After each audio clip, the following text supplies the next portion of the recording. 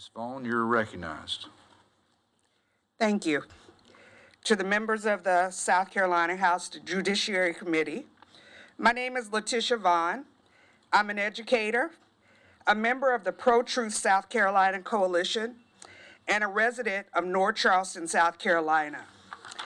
I submit this testimony in strong opposition to the efforts to redraw South Carolina's congressional districts outside of the normal census process, particularly efforts that threaten the integrity of Congressional District 6.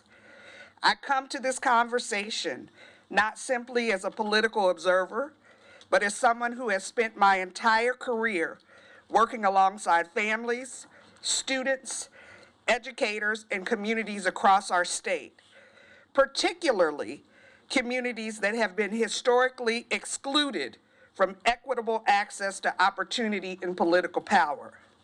This issue is bigger than the lines on a map.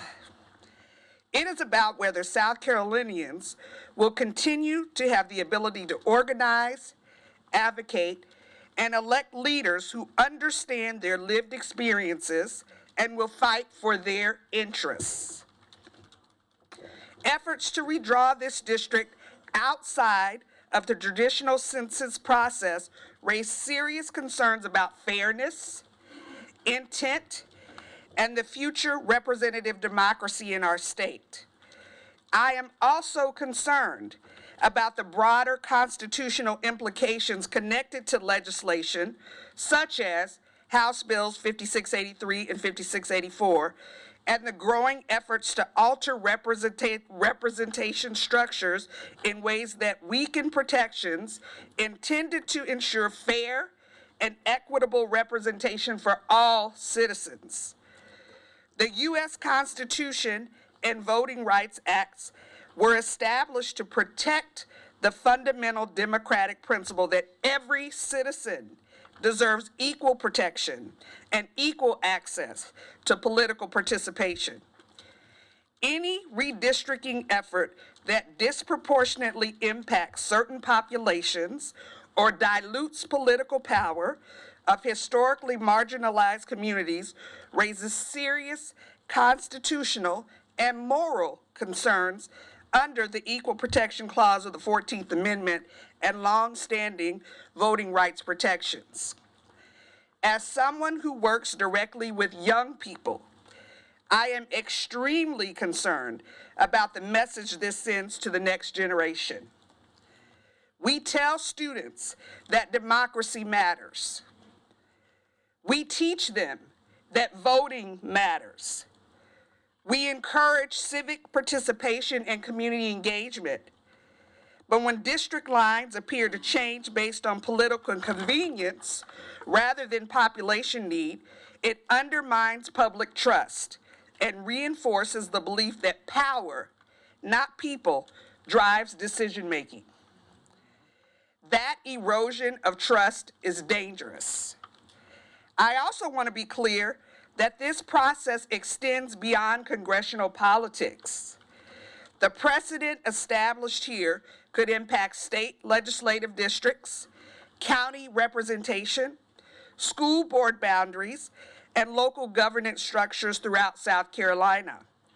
Communities are already fighting to be heard and should not have to fight additional barriers to fair representation. From a moral perspective, this issue calls us to consider what kind of democracy are we trying to build? A healthy democracy should expand participation, not dilute it. It should protect communities, not fracture them. It should strengthen trust, not deepen cynicism.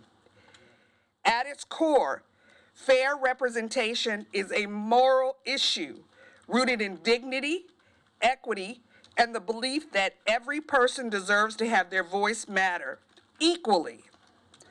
South Carolina has an opportunity.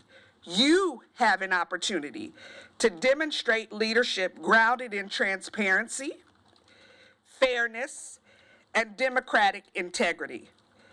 Instead of pursuing mid-decade redistricting efforts that many communities, including mine, view as politically motivated, I urge this committee to prioritize public trust, community stability, and equal representation.